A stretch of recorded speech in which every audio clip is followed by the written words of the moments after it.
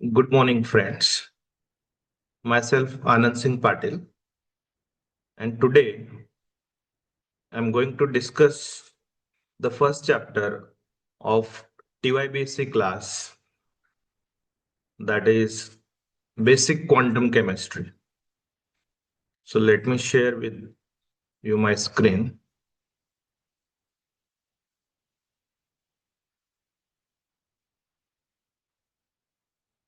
So as we are going to discuss this chapter, it's unit number 1, Basic Quantum Chemistry. So let us start the discussion directly. And particularly, I want to talk about this chapter in a simple language or in Hindi language और इन Marathi language, क्योंकि ये वो chapter है जिसने न सिर्फ हमारी बल्कि पूरे दुनिया की जो सोच है उसको बदल के रख दिया है। तो इस चैप्टर में बेसिकली बात होती है सोच के बारे में। देखिए, जब भी हम क्वांटम मैकेनिक्स या क्वांटम फिजिक्स या क्वांटम केमिस्ट्री पढ़ने जाते हैं तो उसमें बहुत सारे इक्वेशंस आते हैं, बहुत सारे बड़े बड़े इक्वेशंस, डेरिवेशंस और फॉर्मूले। लेकिन जो एक सोच है वो सोच के बारे में डिस्कशन होना अ, उतना नहीं हो पाता है जितना होना चाहिए था। तो हम उस सोच के बारे में ज्यादा से ज्यादा यहाँ पर बात करने की कोशिश करेंगे। So basic quantum chemistry.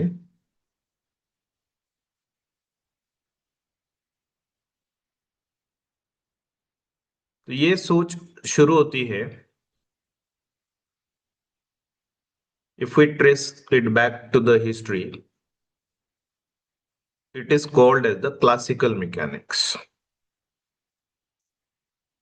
Classical mechanics, it was primarily developed by sir Isaac Newton.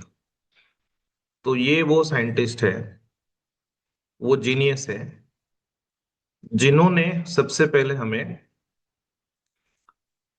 बताया कि जो ऑब्जेक्ट्स है, suppose this is an object,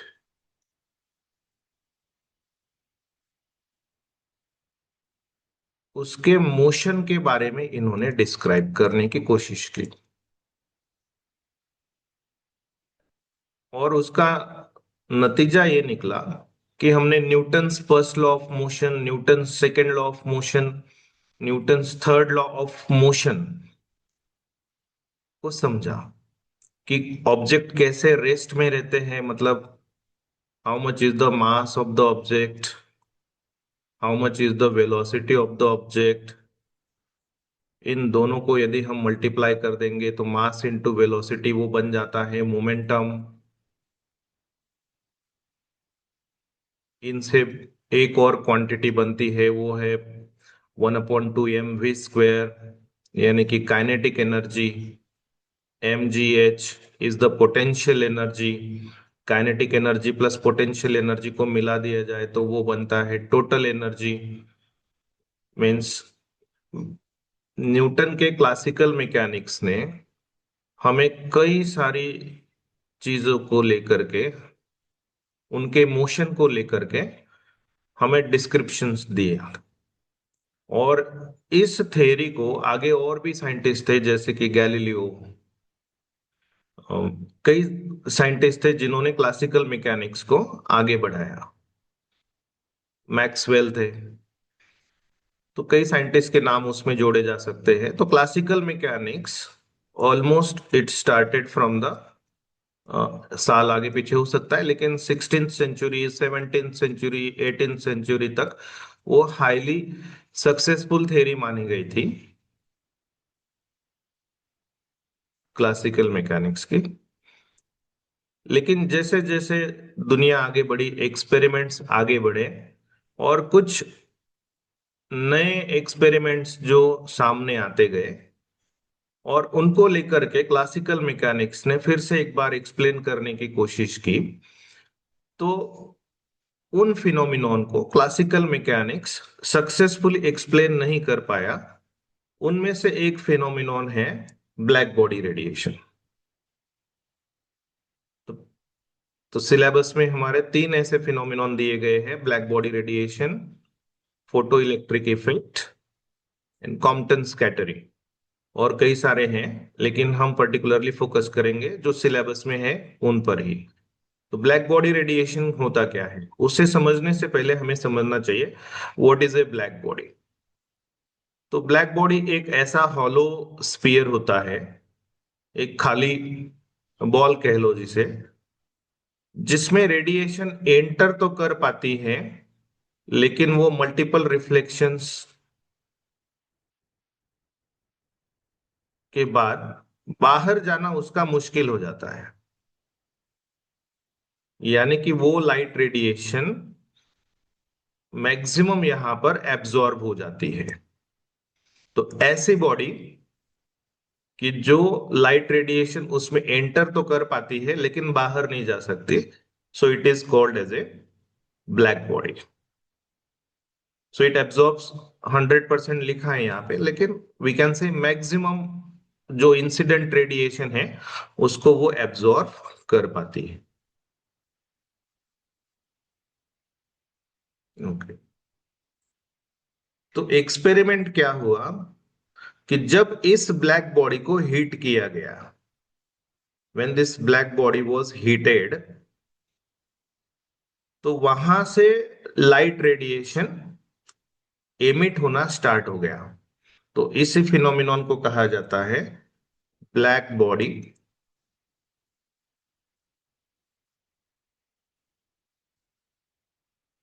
radiation. Means emission of radiation from the black body after hitting that black body. Now we know what is black body is. तो कुछ इस तरह से graph वहां पर मिलता है। Let me show you. Okay. Black body radiations के जब ग्राफ प्लॉट किए गए तो कुछ ऐसे वहां पर ग्राफ्स को देखा गया है ब्लैक बॉडी रेडिएशन के। ये लो टेम्परेचर पे था, ये हाई टेम्परेचर पे था, और ये उससे ज्यादा टेम्परेचर पे था। यानी कि जो एनर्जी प्रोड्यूस होती है ब्लैक बॉडी में से, यदि हम टेम्परेचर बढ़ाते जाएंगे तो इस तरह का कुछ पैटर्न मिलेगा। देखिए यहाँ पर हर एक टेम्परेचर पे हमें एक मैक्सिमा मिलता है, और कर्व कुछ इस तरह से मिलता है कि शुरू में वैल्यू बढ़ती है, मैक्सिमम होती है, और फिर डिक्रीज होना शुरू हो जाती है। शुरू में वैल्यू इंक्रीज होगी, मैक्सिमम होगी, और फिर डिक्रीज होगी, इंक्रीज होगी, मैक्सिमम होगी, और फिर डिक्रीज होगी। तो ये एक्सपेरिमेंटल ऑब्जर्वेशन था। अब वहां उस समय जो साइंटिस्ट थे और उस समय जो क्लासिकल मैकेनिक्स था, उनके सामने ये एक चैलेंज था कि इस एक्सपेरिमेंटल ऑब्जर्वेशन को थियोरेटिकल एक्सप्लेनेशन देने की बारी थी। और थियोरेटिकल एक्सप्लेनेशन देना वहां पर जरूरी समझा गया। तो ये एक साइंटिस्ट, दो साइंटिस्ट थे, रिले एंड जीन्स। इन्होंने क्लासिकल मैकेनिक्स की जो थ्योरी थी, बेस्ड ऑन क्लासिकल मैकेनिक्स, इन्होंने एक इक्वेशन बनाया बेस्ड ऑन क्लासिकल मैकेनिक्स। उन्होंने इक्वेशन बनाया, और उन्होंने जो लाइट रेडिएशन एमिट होती है ब्लैक बॉडी में से, उसकी इंटेंसिटी का एक इक्वेशन बनाया, थ्योरेटिकल इक्वेशन, कि I is equal to 8 π kT upon lambda raise to 4। यहां पर pi is a constant, I is intensity, K is a Boltzmann constant, T is the absolute temperature, and this is the wavelength of the lambda is the wavelength of the emitted radiation. अब जब theoretical explanation बन चुका है, तो अब बारी थी उसे अप्लाई करने की। जब ये वाला इक्वेशन जो क्लासिकल मैकेनिक्स की थ्योरी पे बेस्ड था उसे अप्लाई किया गया, तो शुरू में देखा गया कि जब हायर वेवलेंथ थी या लो फ्रीक्वेंसी थी, उस समय तो ये ठीक लग रहा है। ये वाला कर्व देखिए आप पर्टिकुलर। तो जब हायर वेवलेंथ या फिर लो फ्रीक्वेंसी पे तो वैसे ही लगता है जैसे कि एक्सपेरिमेंटल ऑब्जर्वेशन है कि स्लोली स्टेडीली वैल्यू जो है वो बढ़ती चली जाती है। और आप यहाँ पे देखेंगे तो क्या होना चाहिए था, यहाँ पर कुछ मैक्सिमा आने के बाद वो मिनिमम की तरफ जाना चाहिए था। लेकिन इस इक्वेशन से वैसा नहीं हो पाता है। इसका मतलब है कि इस इक्वेशन में कहीं ना कुछ जो है कमी रह गई है, खामी रह गई है। So this is called as the failure of the classical mechanics. तो इसको क्लासिकल मैकेनिक्स का एक फेल्यूर माना गया कि classical mechanics black body radiation के जो कर्व्स थे उनको थ्योरेटिकल एक्सप्लेनेशंस नहीं देते। तो अब अलग अलग साइंटिस्ट अपनी लेवल पे अपनी सोच लगा करके उन कर्व्स को एक्सप्लेन करने की कोशिश कर रहे थे। तो इन द ईयर ऑफ 1900, साल आगे पीछे हो सकता है शायद, लेकिन इन द ईयर ऑफ 1900 एक साइंटिस्ट थे मैक्स प्लैंक। ओके, सोच ज्यादा जरूरी है। मैक्स प्लैंक ने ये सोचा कि रेले जीन्स का जो इक्वेशन है वो पहले स्टडी कर लेते हैं। और उन्होंने देखा तो इक्वेशन बिल्कुल सही है। इक्वेशन सही है तो एक्सप्लेनेशन भी आना चाहिए था। तो इसका मतलब है कि इक्वेशन तो सही है, हो सकता है कुछ बदलाव हमें क्लासिकल मैकेनिक्स की सोच में करना पड़ेगा। क्योंकि कभी कभी जब प्रॉब्लम रूटीन वाले सॉल्यूशन से सॉल्व नहीं होता है तो हम कुछ अलग सोच निकाल के प्रॉब्लम सॉल्व करने की कोशिश करते। तो उन्होंने सोचा कि क्लासिकल मैकेनिक्स में जो बुनियादी अजम्पशन था वो ये था कि एनर्जी जो है वो एमिट तो होती है, it is emitted in the form of A, energy जो है वो कंटिन्यूअसली एमिट होती है। तो ये क्लासिकल मैकेनिक्स की बुनियादी सोच थी। अब मैक्स प्लैंक ने इस सोच में थोड़ा बदलाव किया। वो छोटा सा बदलाव दिखता है लेकिन आने वाले समय के लिए बहुत बड़ा बदलाव समय में हो चुका है। तो उन्होंने सोचा कि हो सकता है ये जो लाइट रेडिएशन है वो कंटिन्यूअस नहीं है। वो कैसी है, वो डिसकंटिन्यूअस है। तो इसका मतलब क्या हुआ कि ये जो लाइट रेडिएशन है वो कंटिन्यूअस फॉर्म में नहीं एमिट होती है, वो होती है डिसकंटिन्यूअस फॉर्म में। तो इन अलग अलग छोटे अलग को कहा जाता है discrete, completely different, independent. In completely different discrete particles को आज हम उनको फोटॉन्स कहते हैं। तब उन्होंने क्वांटम कहा था। सो this is the origin of the quantum mechanics. एक बुनियादी सोच में बदलाव किया गया कि लाइट जो है कंटिन्यूअस फॉर्म में एमिट नहीं होती है, वो डिस्क्रीट डिसकंटिन्यूअस फॉर्म में एमिट होती है। यानी कि कोई तो एक पर्टिकुलर ऐसा मिनिमम यूनिट है जिसके फॉर्म में लाइट जो है एमिट होती है, या फिर उसके मल्टीपल्स में लाइट एमिट होती है। और इस फिनोमिनॉन को कहा जाता है क्वांटाइजेशन। तो what is the meaning of quantization is कि लाइट जो है वो उसका एक पर्टिकुलर मिनिमम यूनिट होता है जिसके थ्रू वो एमिट होती है, या फिर उसके मल्टीपल्स में ही लाइट जो है एमिट होती है। This is the quantization phenomenon. और उन्होंने उस पर्टिकुलर लाइट फोटोन की या क्वांटम की एनर्जी भी निर्धारित कर दी उन्होंने, that is E is equal to H mu, where E is the energy, H is the Planck's constant, and mu is the frequency of the light radiation. So this equation is called as the Planck's equation. और ये बदलाव लेकर के उन्होंने Rayleigh Jeans के equation को modify कर दिया और हमें ये वाला इक्वेशन मिला, equation number 2. So equation number 2 is explaining energy density. अब उन्होंने लाइट को, रेडिएशन को जो है एनर्जी डेंसिटी के फॉर्म में इक्वेशन हमें दिया है, where h is the Planck's constant, mu is the frequency, c is the velocity of light, and k is the Boltzmann constant, and t. Or this equation is known as the Planck's radiation law. अब Planck's radiation law उन्होंने derive करने के बाद अब बारी थी उसको test करने की. So what was the UV catastrophe? क्या था यूवी कैटास्ट्रोफ? यानी कि वो वाला प्रॉब्लम था जो क्लासिकल मैकेनिक्स का पीक यहां तक जाता था और आगे ही बढ़ता चला जाता था, कहीं पर वो मैक्सिमम होके डिक्रीज नहीं होता था. लेकिन जब प्लैंक रेडिएशन लॉ अप्लाई किया गया तो ठीक वैसा ही रिजल्ट मिला, increase increase increase maximum and then decrease decrease decrease. So what does it shows? ये उस सोच की तरफ हमें इशारा करता है कि लाइट जो है वो कंटिन्यूअस फॉर्म में इमिट नहीं होती है, वो डिसकंटिन्यूअस फॉर्म में इमिट होती है.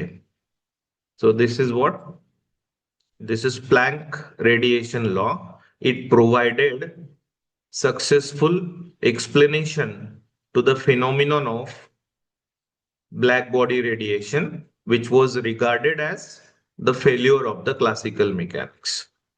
तो अब यहां से सोच जो बदली है,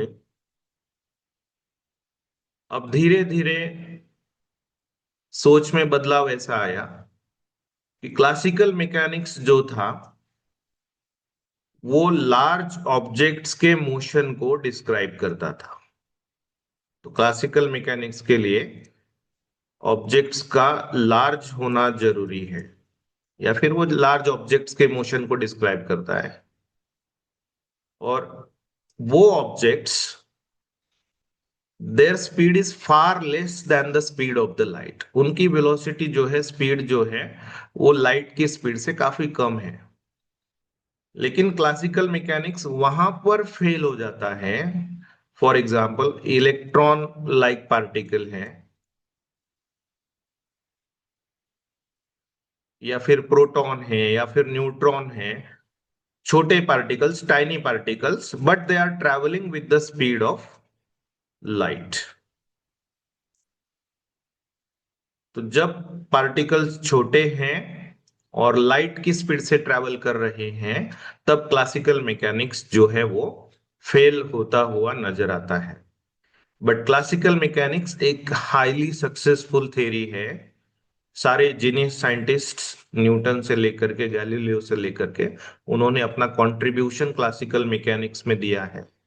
और क्लासिकल मैकेनिक्स से क्वांटम मैकेनिक्स अलग है ऐसा कहना भी थोड़ा मुश्किल होगा, लेकिन क्वांटम मैकेनिक्स जो डेवलप हुआ है वो क्लासिकल मैकेनिक्स में कुछ बुनियादी बदलाव करके ही डेवलप हुआ है.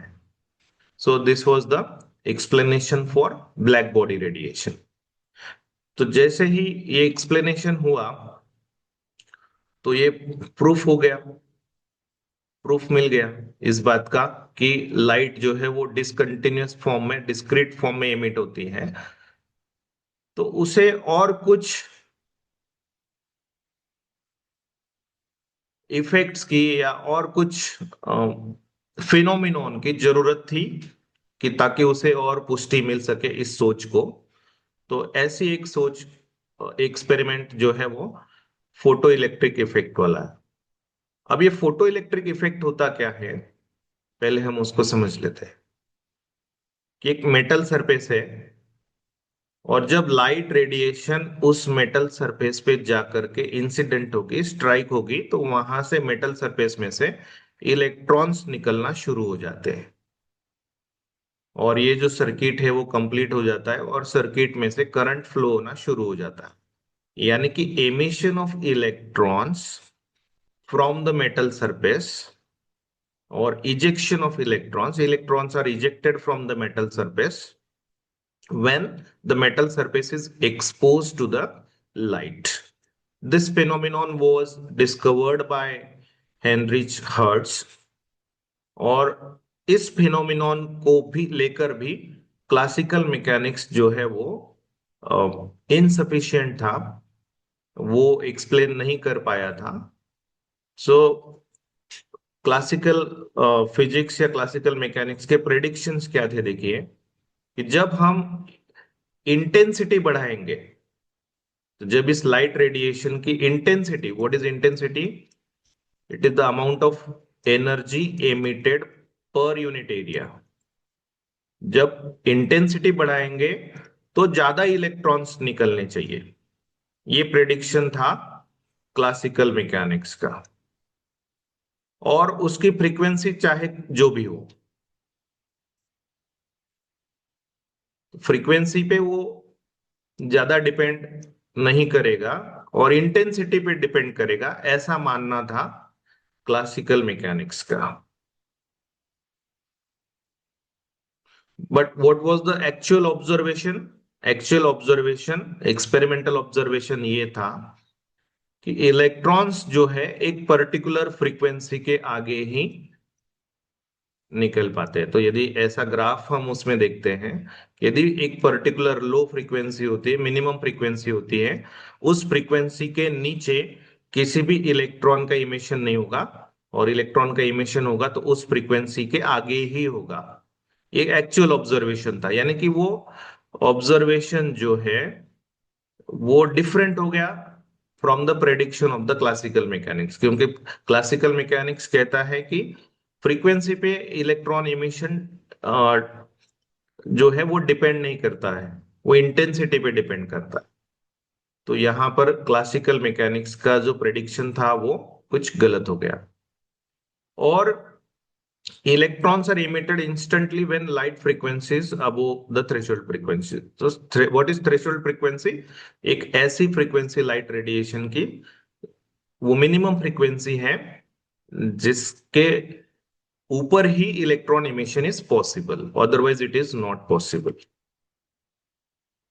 तो Albert Einstein, we know he is the, वो काफी genius scientist, the super brain of the 20th century और the human have ever produced जिनको कहा जाता है, उन्होंने देखा कि इसका एक्सप्लेनेशन यदि क्लासिकल मैकेनिक्स के थ्रू नहीं हो रहा है, तो हो सकता है कि मैक्स प्लैंक जो बात कर रहे हैं कि लाइट कंसिस्ट ऑफ फोटॉन्स, यानी कि एनर्जी पैकेट है, और हर एक फोटॉन की एनर्जी है H mu.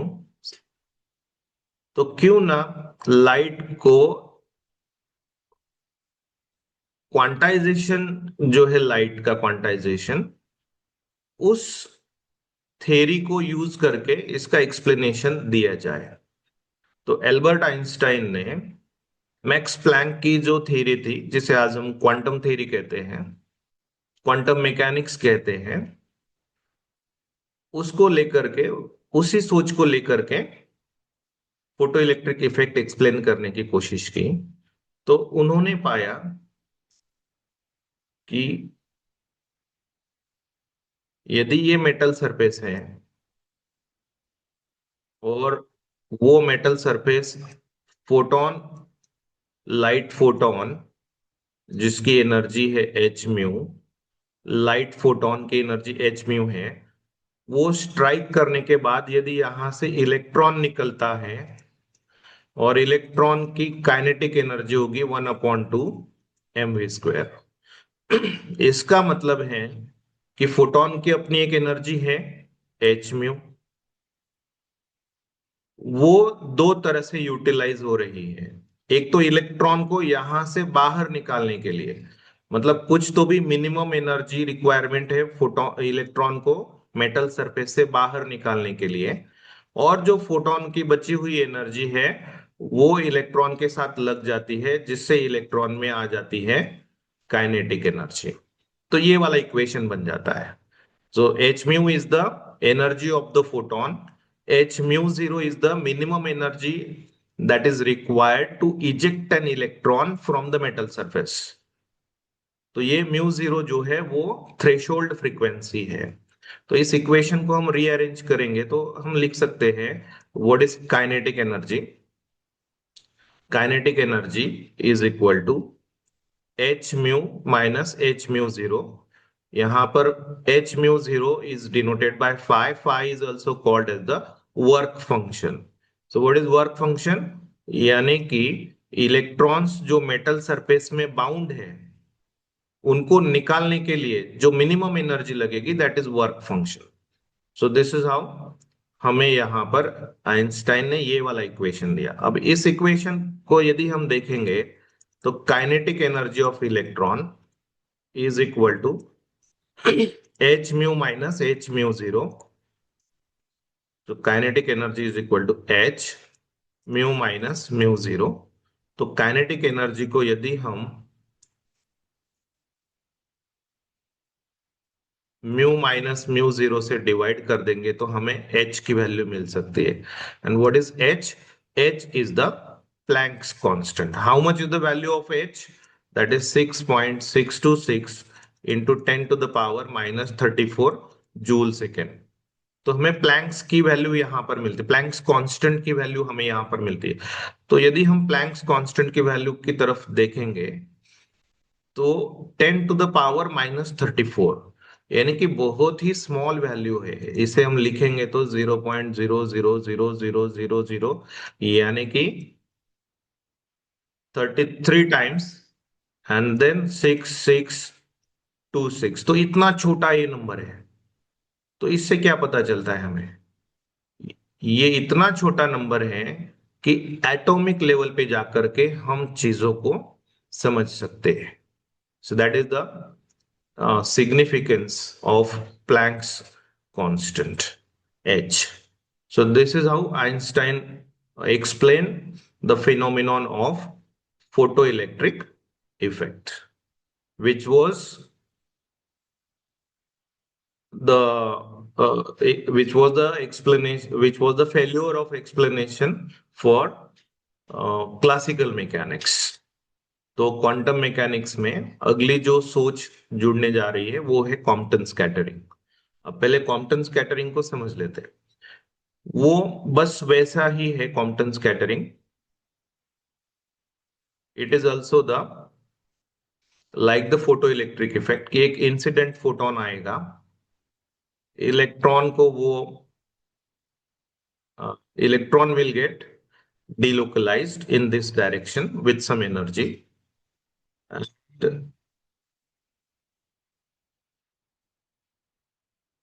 the outgoing photon जिसे कहा गया है। अब इसमें होता क्या है कि इंसिडेंट फोटोन है उसकी एनर्जी है एच म्यू, और we know what is mu, it is H C by lambda. Incident photon की एनर्जी है एच सी बाय लैम्बडा, और ये जो यहाँ पर आउटगोइंग फोटोन है उसकी एनर्जी है suppose E dash is equal to H mu dash, that is H C by lambda। h is a Planck's constant, c is velocity of light, and lambda dash it is, or lambda prime। So energy of the photon is inversely proportional to the wavelength of the light radiation। Energy of the photon is inversely proportional to the wavelength। तो जो incident photon है उसकी energy higher है, E is greater than E prime और E dash. तो यदि इसकी value ज्यादा है तो उसकी जो वेवलेंथ है उस फोटोन की वो कम है as compare to the wavelength of the outgoing photon. तो इन दोनों में जो डिफरेंस है that is lambda dash minus lambda, इस डिफरेंस को कहा जाता है कॉम्पटन शिफ्ट। ये जो फिनोमिनॉन है उसे कहा जाता है Compton scattering. So this phenomenon is also regarded as a boost to the quantum mechanics. तो फोटो इलेक्ट्रिक इफेक्ट में और कॉम्पटन स्कैटरिंग में दोनों में देखिए एक चीज कॉमन है, एक तो फोटोन और इलेक्ट्रॉन, ये दोनों चीजें उनमें कॉमन है। तो डिफरेंस क्या है उसमें? फोटो इलेक्ट्रिक इफेक्ट में इंसिडेंट फोटोन की जो लाइट है, एनर्जी है, वो पूरी तरह से एब्जॉर्ब हो जाती है, लेकिन कॉम्पटन स्कैटरिंग में वो पूरी तरह से एब्जॉर्ब नहीं हो पाती है। बट कुल मिला के ये उस बात की तरफ इशारा करता है कि लाइट रेडिएशन जो है वो डिसकंटिन्यूअस है, डिस्क्रीट है और फोटॉन्स से बनी हुई है। Okay, so what is the significance of this? It demonstrates that the light behaves as a photon and not just as the wave. This supports the quantum theory और इसके भी कई सारे एप्लीकेशंस हैं। तो ये जो तीन phenomenon that we studied,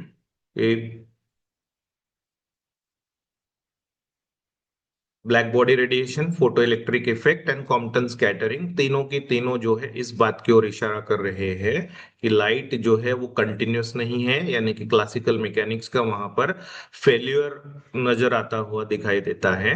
light जो है वो क्वांटम यानी कि फोटॉन्स यानी कि डिस्क्रीट पैकेट्स के फॉर्म में वो होती है। So this is suggesting towards the quantum mechanics. अब एक और नया नाम आगे जुड़ जाता है, दैट इज हाइजेनबर्ग्स अनसर्टेनिटी प्रिंसिपल। ये काफी डीप चैप्टर्स है और इनका काफी डीप टॉपिक्स है, इनका काफी डीप सेंस है, लेकिन हमें as a syllabus point of view भी देखना पड़े और the time which is available to us accordingly हम उसको बस सोच समझने की कोशिश करेंगे और आगे बढ़ते चले जाएं। अब हेसनबर्ग्स एक जीनियस साइंटिस्ट हुए, वो भी थ्योरेटिकल फिजिसिस्ट थे, और उन्होंने भी कुछ बुनियादी सोच जो थी वो हमें समझाने की कोशिश की है कि सपोज कोई ऑब्जेक्ट है जिसका है कुछ मास,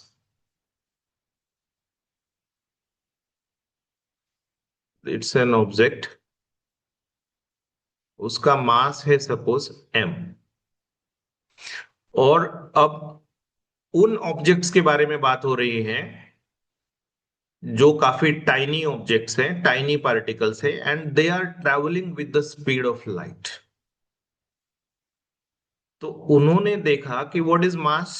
actually mass is the content of matter, इसमें कितना मैटर या स्टफ भरा हुआ है इस ऑब्जेक्ट में, उसे हम कहते हैं मास।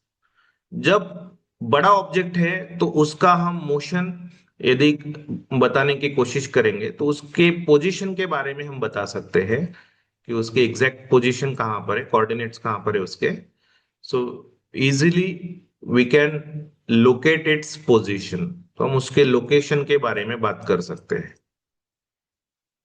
और यदि वो ट्रैवल भी करता है, सपोज लार्ज पार्टिकल है और लाइट की स्पीड से काफी काफी कम स्पीड से यदि वो जा रहा है, तो हम उसके मोमेंटम के बारे में भी बात कर सकते हैं। What is momentum? Is the mass into velocity.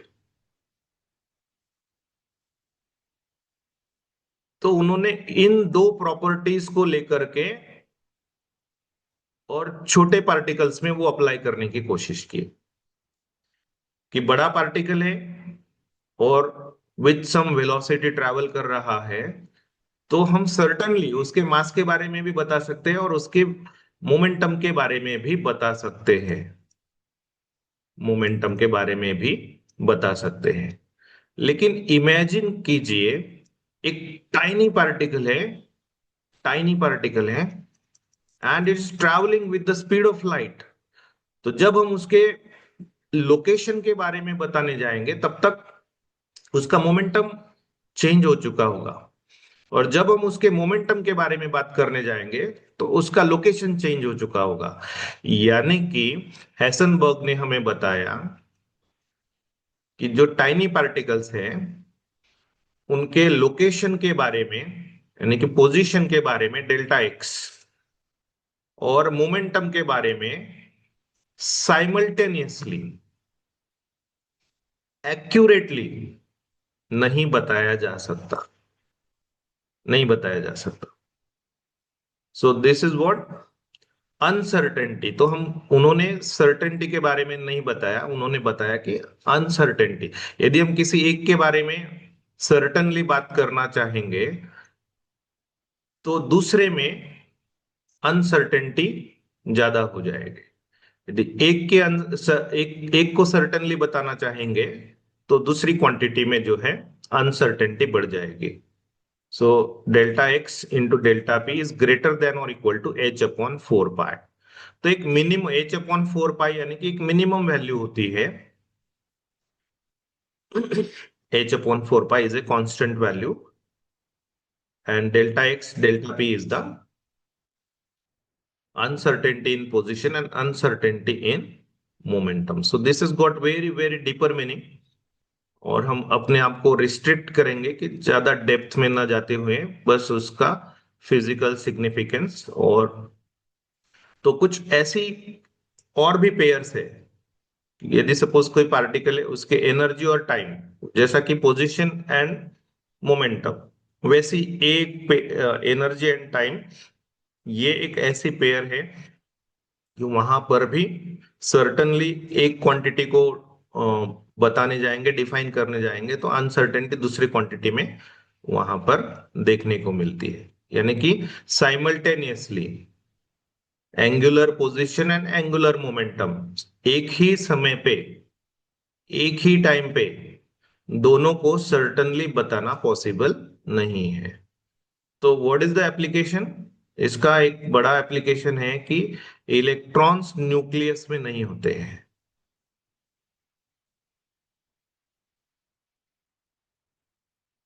ये इस बात की ओर इशारा करता है, और जिससे हमें आज की डेट में हम जो भी एटॉमिक स्ट्रक्चर हम ड्रॉ करते हैं, समझते हैं, तो न्यूक्लियस में what we say, electrons are revolving around the nucleus but they don't exist in the nucleus.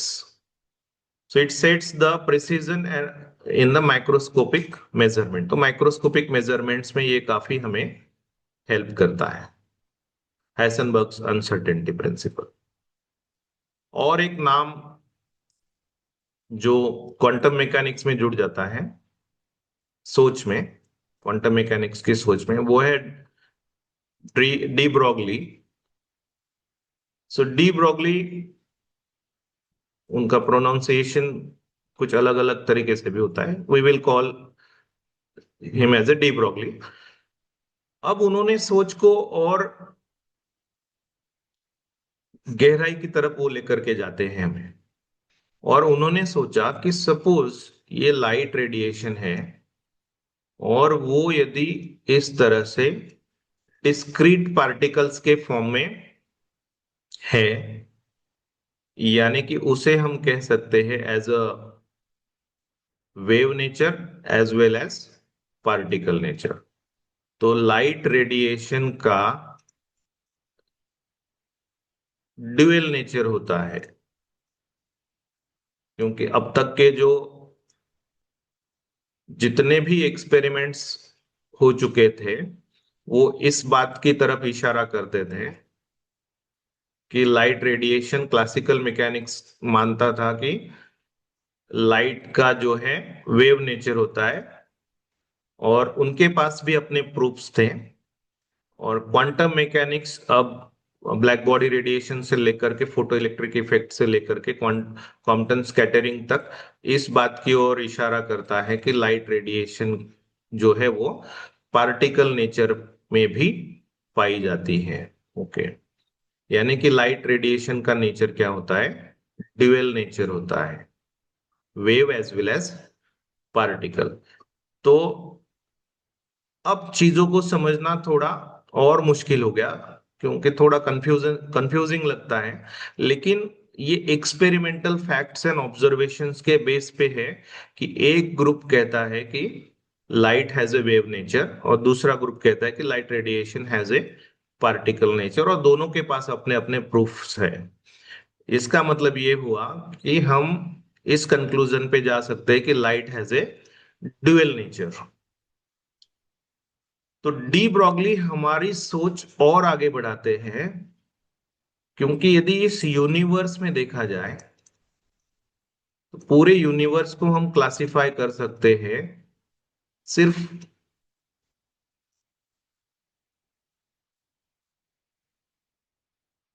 दो चीजों में।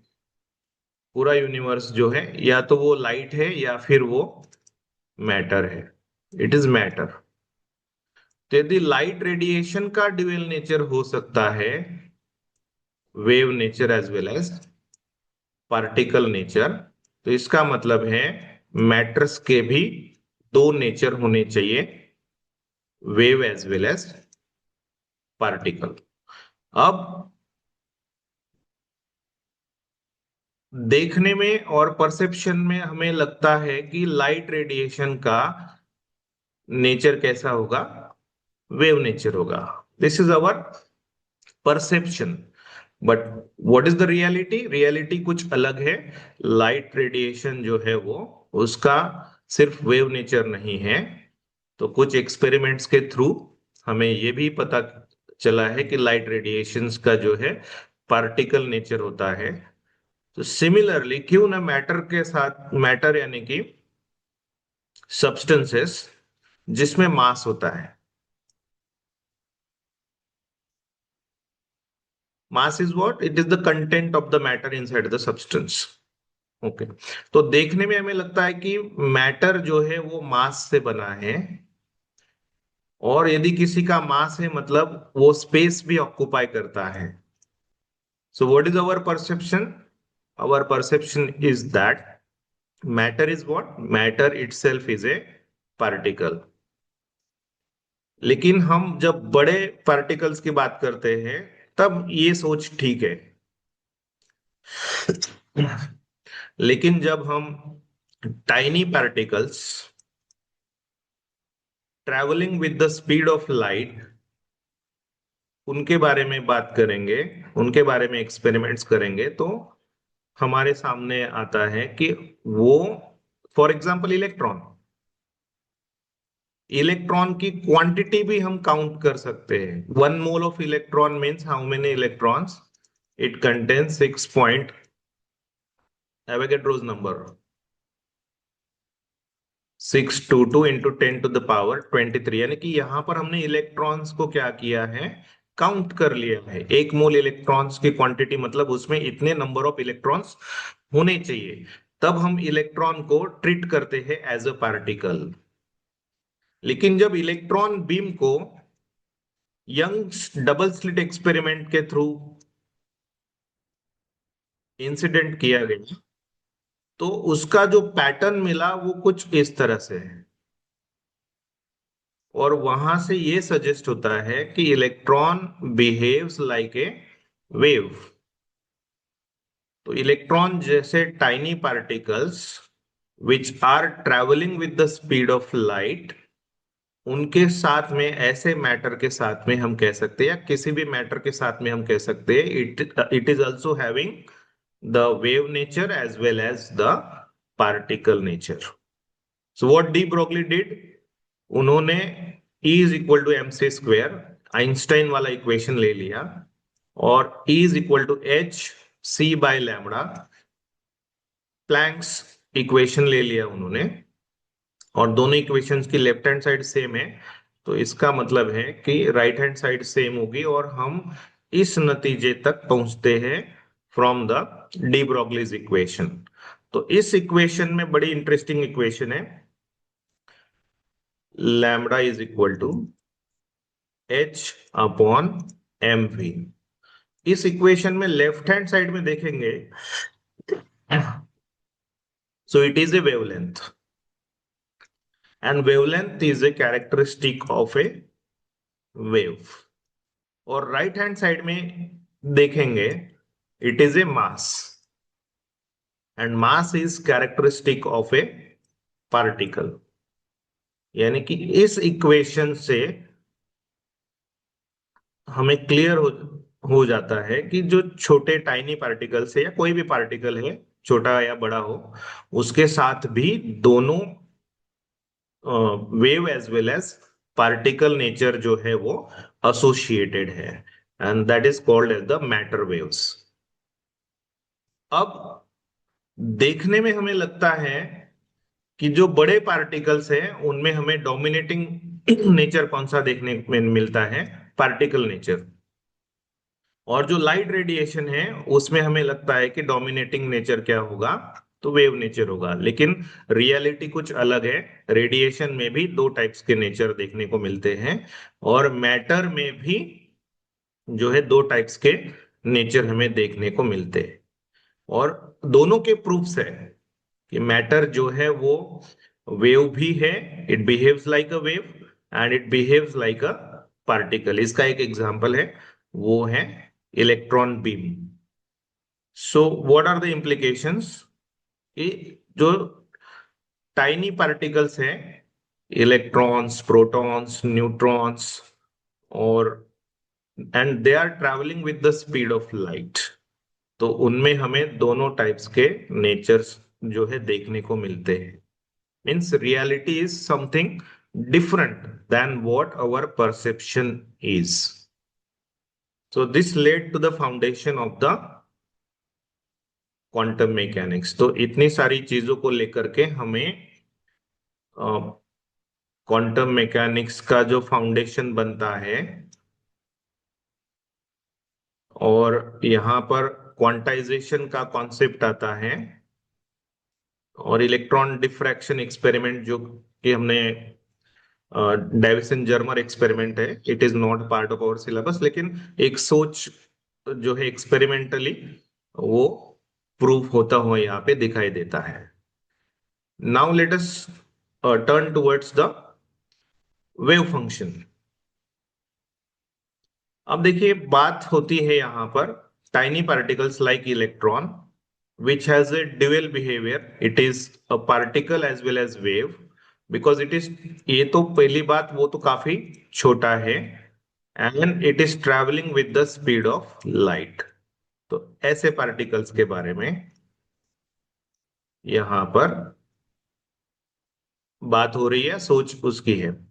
तो यदि वो टाइनी है और स्पीड ऑफ लाइट से ट्रैवल कर रहा है, तो इसका मतलब it is in the form of a wave, it is particle as well as wave. लेकिन जब हम उसे देखने जाएंगे तब वो पार्टिकल दिखेगा, जब हम उसे नहीं देखेंगे तब वो वेव टाइप लगेगा। सो this is the perception and the depth of the quantum mechanics. तो अब यहाँ पे हम समझने की कोशिश करते हैं कि व्हाट इज वेव फंक्शन। अब यदि किसी वेव को समझना है तो वेव का एक परसेप्शन हमारे माइंड में होता है कि यदि हम किसी पानी में पत्थर डाल देंगे तो कुछ ऐसी वहां पर लहरें जो है उठती, यही परसेप्शन हमारे माइंड में वेव को लेकर के बना हुआ है। यानी कि wave is travelling in the direction of x axis, और जो ऑसिलेशंस, वाइब्रेशंस प्रोड्यूस होते हैं, they are along the y axis, they are along the y axis. तो यहां से लेकर के यहां तक का जो डिस्टेंस है उसे कहा जाता है वेवलेंथ, वेवलेंथ।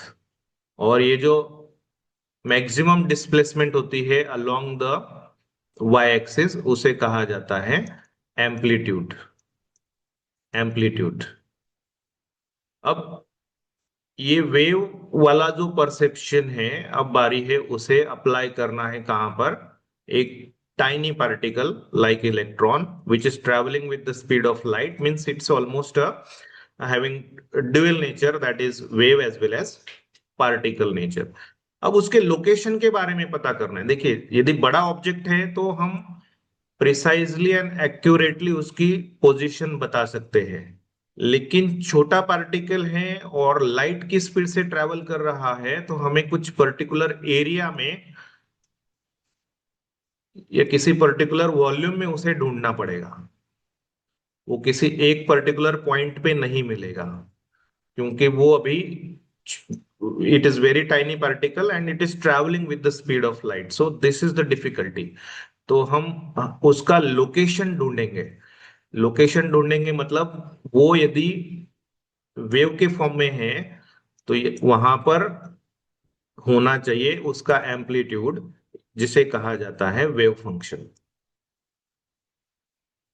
सो इसका सीधा सीधा मतलब ये है कि यदि टाइनी पार्टिकल है, travelling with the speed of light है, तो वहां पर होगी वेव, वहां पर होगा उसका वेव फंक्शन। यानी कि वेव फंक्शन अब हमारे लिए वो काम करेगा जिससे हम उसके एग्जैक्ट लोकेशन के बारे में पता करने की कोशिश करेंगे। तो क्वांटम मैकेनिक्स में किसी भी पार्टिकल की यदि हमें स्टेट डिक्लेयर करनी हो, तो हमारे लिए सबसे जरूरी जो चीज हो जाती है, सबसे जरूरी जो क्वांटिटी हो जाती है, it is what, it is A wave function psi. और सिर्फ साई नहीं है, तो हमें उसका मॉड्यूलस स्क्वायर करके मॉड्यूलस निकालना पड़ता है।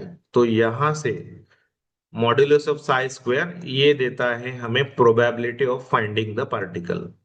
प्रोबेबिलिटी यानी कि यहां पर प्रोबेबिलिटी कैलकुलेट की जाती है, क्योंकि वो पार्टिकल छोटा है और लाइट की स्पीड से ट्रेवल कर रहा है।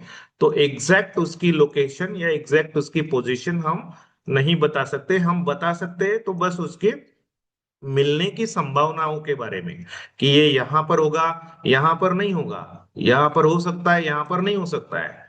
सो अब यहां पर बात होती है प्रोबेबिलिटी की, because we are not sure about that. So this is the probability.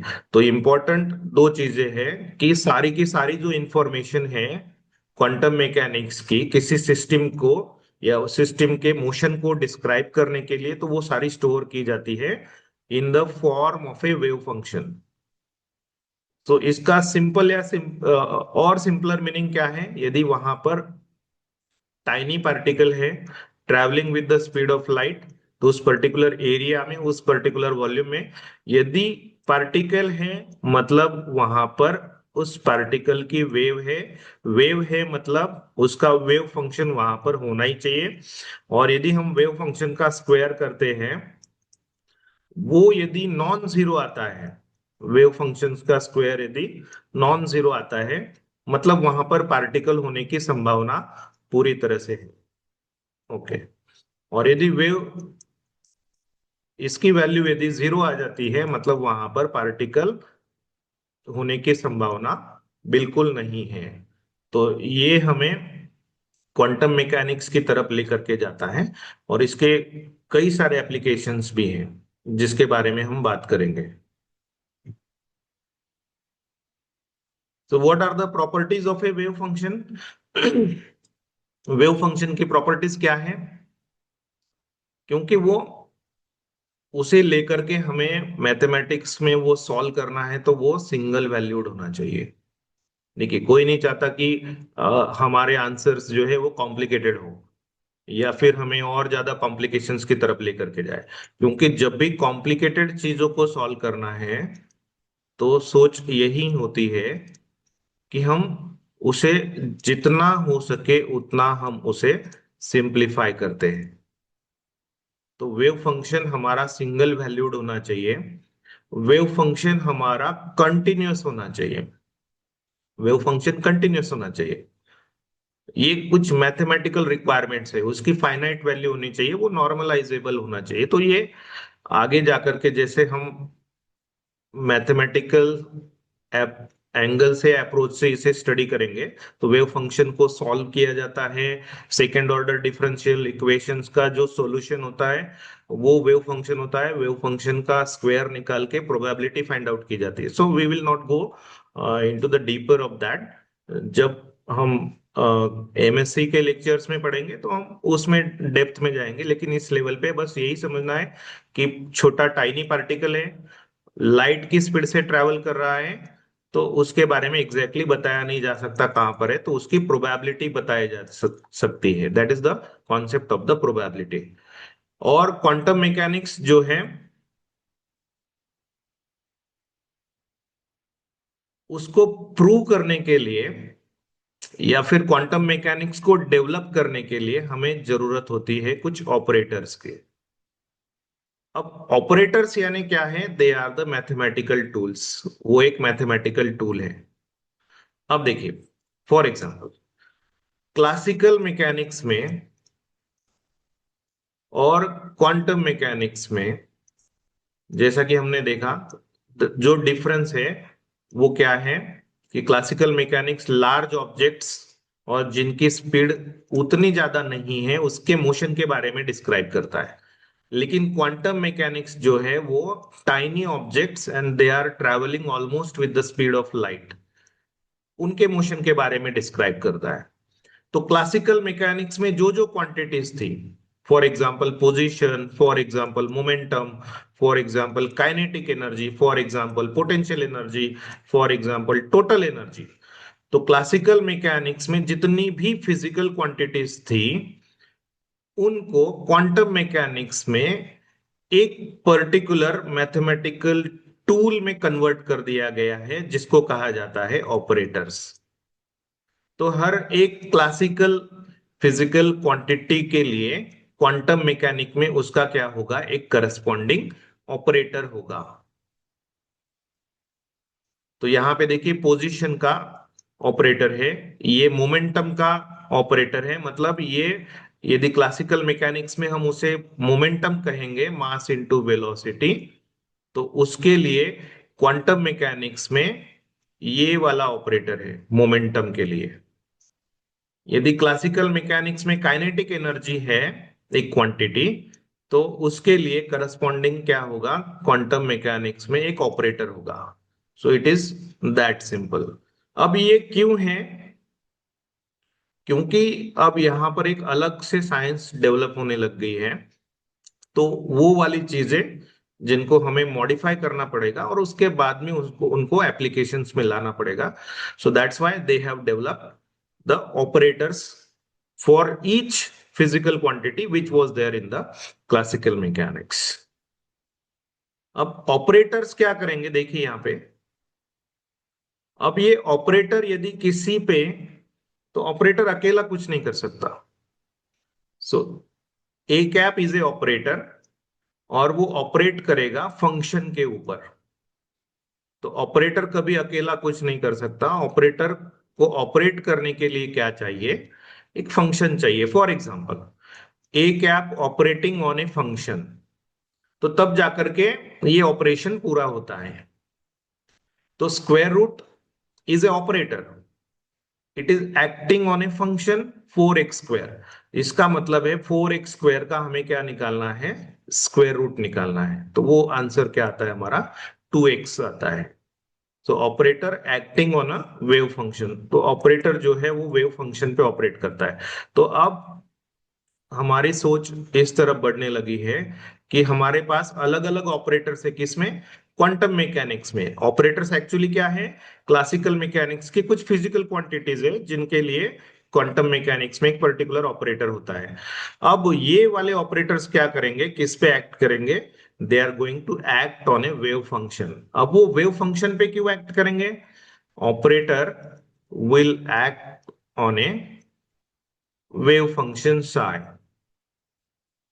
यदि कोई ऑपरेटर है और वो किसी फंक्शन पे ऑपरेट करता है, तो वहां से हमें एक नया फंक्शन मिलता है, we get a new function. तो operator is acting on a new function, any function, and we get a new function. तो अलग अलग ऑपरेटर्स है क्वांटम मैकेनिक्स के, वो वेव फंक्शन साई पे ऑपरेट करेंगे, क्योंकि क्योंकि सारी की सारी जो इंफॉर्मेशन है वो किस में स्टोर की गई है, it is stored in the wave function. तो ऑपरेटर इस पे ऑपरेट करेंगे और हमें कुछ नया फंक्शन मिल सकता है या कुछ वैल्यूज भी यहां पर मिल सकती है। तो ये हमें यहाँ पर समझना पड़ेगा, क्योंकि क्लासिकल मैकेनिक्स में चीजें थोड़ी स्ट्रेट फॉरवर्ड थी, क्वांटम मैकेनिक्स में हमें थोड़ा डेप्थ में जाकर के उनको समझना पड़ता है। तो वहां पर होगा एक ऑपरेटर और वेव फंक्शन, और वहां से मिलेगा नया फंक्शन और कुछ वैल्यू हमें वहां पे मिलती है। तो अलजेब्रा ऑफ ऑपरेटर्स देखिए, एडिशन ऑफ ऑपरेटर्स। तो यदि दो ऑपरेटर्स है, उनकी एडिशन यहां पर हो रही है, A is a operator, B is a operator, उनके एडिशन है और वो किसी फंक्शन पे काम करना चाहते हैं, ऑपरेट होना चाहते हैं। तो वो कुछ इस तरह से ऑपरेट होंगे, पहले ये वाला ऑपरेटर फंक्शन पे ऑपरेट होगा और फिर प्लस, फिर दूसरा ऑपरेटर उस फंक्शन पे ऑपरेट होगा। तो वो इसका ये एग्जाम्पल है। तो ऑपरेटर्स में डिफरेंशिएशन हो सकता है, इंटीग्रेशन हो सकता है, तो अलग अलग ऑपरेटर्स है, स्क्वायर रूट है। तो सिंपल सिंपल एग्जांपल्स लेकर के हम यहाँ पे समझने की कोशिश कर रहे हैं कि ऑपरेटर्स काम कैसा करते हैं। अब सब्ट्रैक्शन का सेम वैसा ही है जैसा एडिशन का था, बस फर्क उसमें सब्ट्रैक्शन का है। मल्टीप्लीकेशन ऑफ ऑपरेटर देखेंगे। मल्टीप्लीकेशन ऑफ ऑपरेटर, यदि दो ऑपरेटर्स का यहाँ पर मल्टीप्लीकेशन है, operator A multiplied by operator B acting on the function, तो पहले जो इमीडिएटली आता है वो पहले ऑपरेट करेगा, वहां से जो फंक्शन मिलेगा उस पे ये वाला ऑपरेटर ऑपरेट करेगा। उसका यहाँ पर एग्जांपल भी हमने लिया हुआ है। अब यहाँ पे दो क्वेश्चंस पूछे जा सकते हैं, what is commutative operator and what is non commutative operator. तो देखिए, नॉन कॉम्यूटेटिव ऑपरेटर क्या होता है कि यदि हम मल्टीप्लीकेशन ऑफ ऑपरेटर में यदि सीक्वेंस चेंज कर देते हैं, पहले a dot b acting on f of x, यदि हम सीक्वेंस चेंज करते हैं b dot a acting on f of x function, sequence change करने के बाद जो फाइनल आंसर है हमारा वो इक्वल नहीं होता है, तो उसे कहेंगे नॉन कॉम्यूटेटिव ऑपरेटर। और यदि वो इक्वल हो जाता है तो उसे कहा जाता है कॉम्यूटेटिव ऑपरेटर, कि सीक्वेंस ऑर्डर चेंज करने के बाद भी हमारा आंसर चेंज नहीं होता है। तो अलजेब्रा ऑफ ऑपरेटर से हमें ये पता चलता है कि ऑपरेटर्स किस तरह से काम करते हैं। तो ओवरऑल इस चैप्टर में हमने अब तक क्या क्या समझा है कि एक हुआ करता था और एक है क्लासिकल मैकेनिक्स, जो लार्ज ऑब्जेक्ट्स और उतना स्पीड नहीं था उनका, उनके बारे में, उनके मोशन के बारे में चर्चा करता है। और एक होता है क्वांटम मैकेनिक्स, जो tiny particles travelling with the speed of light से जो ट्रैवल कर रहे हैं उनके बारे में यहाँ पर चर्चाएं होती है। तो क्वांटम मैकेनिक्स ऐसे डेवलप हुआ, यहाँ पे लाइट रेडिएशन को जो है कंटिन्यूअसली माना गया था, यहाँ पर उसे डिसकंटिन्यूअस माना गया है। तो उसी को आगे लेकर के उसे क्वांटाइजेशन का रूप दिया गया है, ये हमने अब तक पढ़ लिया है। और यदि क्वांटम मैकेनिक्स में काम करना है तो हमें क्लासिकल मैकेनिक्स में जो भी फिजिकल क्वांटिटीज थी उनके लिए एक करस्पॉन्डिंग क्या होता है, ऑपरेटर होता है। और वो ऑपरेटर किसके ऊपर काम करता है, दैट ऑपरेटर काम करता है वेव फंक्शन साई के ऊपर। और वेव फंक्शन के साई के ऊपर क्यों काम करेगा, क्योंकि सारी की सारी इंफॉर्मेशन उस पार्टिकल की किस में स्टोर की जाती है, it is stored in the wave function. So now finally we are going towards the last point from this topic, and it is the postulate of the quantum mechanics. तो quantum mechanics के postulates क्या है। पहला postulate, state of a system और wave function postulate। तो ये postulate हमें बताता है कि क्वांटम सिस्टम जो है उसकी स्टेट जो है it is described bye a wave function, यानी कि वेव फंक्शन में उस क्वांटम सिस्टम की सारी इंफॉर्मेशन जो है वो स्टोर की गई है। वेव फंक्शन में सिस्टम की सारी इंफॉर्मेशन स्टोर की गई है। So wave function contains all measurable information about the system. क्योंकि हमें tiny particles travelling with the speed of light, उनके मोशन के बारे में, उनके लोकेशन के बारे में पता करना है, तो सारी और उनके कहाँ है वो, उनकी प्रोबेबिलिटी के बारे में डिस्क्राइब करना है। तो हमें वेव फंक्शन काफी, और सबसे ज्यादा जरूरी बात है वो है wave function. So modulus of Sai square, यानी कि ये देता है हमें प्रोबेबिलिटी डेंसिटी। अब प्रोबेबिलिटी क्यों निकालनी है यहाँ पे, क्योंकि किसी एक जगह पे वो तो नहीं पाया जाएगा। So we will go for the probability कि कहाँ पर है और कहाँ पर नहीं है। अब observable postulate, second postulate is the observable. ये पोस्टुलेट कहता है कि एवरी ऑब्जर्वेबल क्वांटिटी, जो कुछ भी ऑब्जर्वेबल क्वांटिटी, जैसा कि हमने कहा देखा था, मास, मोमेंटम, एनर्जी, इसके लिए क्वांटम मैकेनिक्स में क्या होता है, एक करस्पॉन्डिंग ऑपरेटर होता है। करस्पॉन्डिंग ऑपरेटर होता है, there corresponds a certain mathematical operator. तो ये है वो physical quantity. Okay, this is the physical quantity position, और ये है उसका operator in the quantum mechanics. Momentum is the m v, ये फिजिकल क्वांटिटी है क्लासिकल मैकेनिक्स में, और ये उसका है corresponding operator in the quantum mechanics. Total energy, यानी कि potential energy plus kinetic energy, ये है हमारा क्लासिकल मैकेनिक्स में फिजिकल क्वांटिटी, जिसका करस्पॉन्डिंग ऑपरेटर क्या है, ये वाला। H cap is equal to minus i h square upon 8 pi square m d square by d x square plus v x. This is potential energy and this is kinetic energy operator. So this is also called as the Hamiltonian operator. तो question पूछा जाता है what is Hamiltonian operator. तो Hamiltonian operator मतलब classical mechanics में जो total energy है उसके लिए क्वांटम मैकेनिक्स में एक पर्टिकुलर ऑपरेटर है जिसका नाम है Hamiltonian operator. So let us go towards the third postulate, कि अब जब कोई ऑपरेटर वेव फंक्शन पे ऑपरेट करेगा तो वहां से एक नया फंक्शन क्रिएट होगा, new function is created.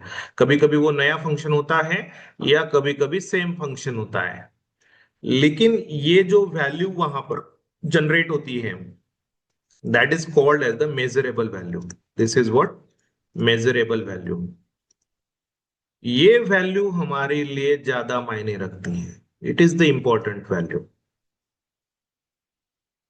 So this is measurement and eigen value. तो सपोज कोई ऑपरेटर है A, it is operating on some wave function, वहां से हमें एक वैल्यू मिलती है और सेम फंक्शन मिलता है, तो इसे कहा जाता है आइगन फंक्शन। इस वैल्यू को कहा जाएगा आइगन या eigen value, what ever the pronunciation is.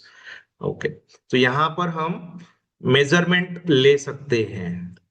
देखिए ऑपरेटर है, वेव फंक्शन है, और जो वैल्यू मिल रही है उसके हमें मेजरमेंट्स लेने हैं, और उन मेजरमेंट्स का एक एवरेज निकाला जा सकता है। क्योंकि देखिए एवरेज क्यों निकाला जाता है, कोई पार्टिकल है वो तो टाइनी है and travelling with the speed of light, इसका मतलब है कि कई सारी वहां पर जानकारी इकट्ठा हुई है, तो उन सारी जानकारियों का हमें क्या निकालना होगा, एवरेज निकालना होगा।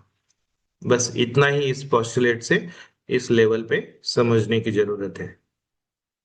तो उस पर्टिकुलर एरिया में देखिए, जिस एरिया में हमें पार्टिकल ढूंढने की कोशिश करनी है उस एरिया में हमें इंटीग्रेट करना होता है।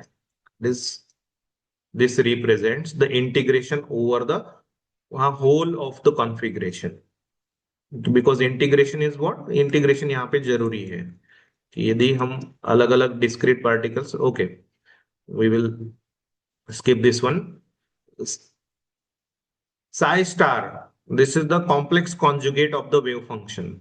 Complex conjugate यदि आपने complex number पढ़ा होगा, a plus ib, ये हमारा कॉम्प्लेक्स नंबर है, तो a माइनस आई बी ये उसका क्या हो जाता है, कॉम्प्लेक्स कॉन्जुगेट हो जाता है। अब ये यहां पर कुछ चीजें रियल है तो कुछ चीजें इमेजिनरी है। ये रियल नंबर है तो ये i जो है square root of -1, that is imaginary factor, it is added over the. लेकिन यदि हम दोनों का हम यहाँ पे कुल मिला के निचोड़ निकालेंगे, so what we get the real value, that's why we rely on mod of psi square and not on the psi। तो psi square हमें प्रोबेबिलिटी देता है, ये भी उतना ही इंपॉर्टेंट है जितना कि psi इंपॉर्टेंट है। so we will move towards the last point, time evolution postulate.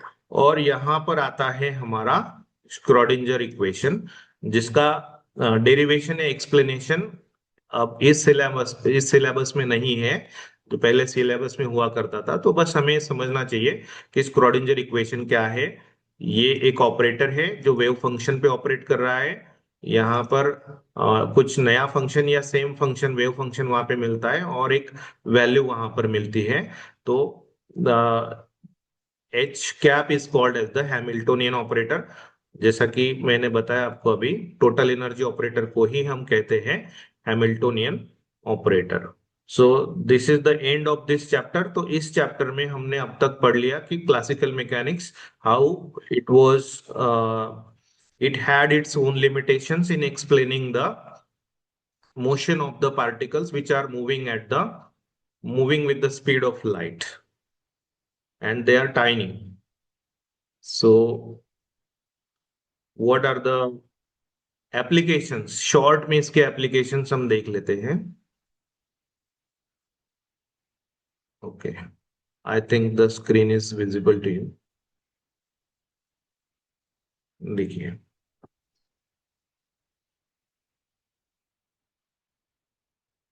Okay, अब सपोज हाइड्रोजन एटम वाली सिस्टम हमें पढ़नी है कि हाइड्रोजन एटम यानी कि एक ऐसी सिस्टम जिसमें एक प्रोटॉन है और उसके अराउंड एक इलेक्ट्रॉन वहां पर बाउंड है, and it is rotating around that. तो वेव फंक्शन, तो इलेक्ट्रॉन को जो है हम एक वेव फंक्शन के फॉर्म में देखना चाहेंगे, और कुल मिला के इलेक्ट्रॉन की वहां होने की प्रोबेबिलिटी की मैक्सिमम वैल्यू कितनी होती है, तो 1 होती है। तो वहां पर यदि हम कुछ ऑपरेटर्स को लेकर के स्टडी करने जाएंगे, तो वेव फंक्शन हमारे पास है, पोजीशन मोमेंटम एनर्जी ऑपरेटर्स को लेकर के हम स्टडी करेंगे, तो हमें समझ में आता है कि देखिए यहाँ पे एनर्जी कितनी होती है, that is -13.6 upon n square. तो we have quantized that one. N की वैल्यू 1 हो सकती है, 2 हो सकती है, 3 हो सकती है। Suppose the value of n is 1, यानी कि वहां पर इलेक्ट्रॉन जो है बाउंड है, उसकी बाइंडिंग एनर्जी कितनी है, -13.6 electron volt in the first orbit. तो ये मेजरमेंट ले रहे हैं हम लोग अभी यहाँ पे। हमारे पास उस इलेक्ट्रॉन का वेव फंक्शन है और हमारे पास टोटल एनर्जी का ऑपरेटर है। उस ऑपरेटर, टोटल एनर्जी ऑपरेटर को हम वेव फंक्शन के साथ ऑपरेट करेंगे तो हमें मिलती है एक पर्टिकुलर वैल्यू, जैसा कि हमने देखा था आइगन वैल्यू। तो हमें इससे पता चलता है कि जो फर्स्ट ऑर्बिट है उसके पास कितनी एनर्जी है। यदि इलेक्ट्रॉन सेकेंड एनर्जी में है तो यहाँ पे एन की वैल्यू 2 सब्सटीट्यूट करेंगे, तो हमें सेकेंड ऑर्बिट में इलेक्ट्रॉन जो है उसकी एनर्जी के बारे में पता चल जाएगा। थर्ड ऑर्बिट में यदि वो जाता है तो उसकी एनर्जी के बारे में हमें पता चल जाता है। और यहाँ पर एवरेज रेडियस, तो इलेक्ट्रॉन जो है वो एक वेव की तरह है, wave that is revolving around nucleus, तो उसका न्यूक्लियस से कितना डिस्टेंस है, दूरी है, यानी कि हमें पता चल जाता है how much is the radius और the average radius of the electron in the ground state. तो धीरे धीरे हम किस तरफ जा रहे हैं, we are going towards the atomic structure. तो इस तरह से क्वांटम मैकेनिक्स के आज के डेट में कई सारे एप्लीकेशंस हैं।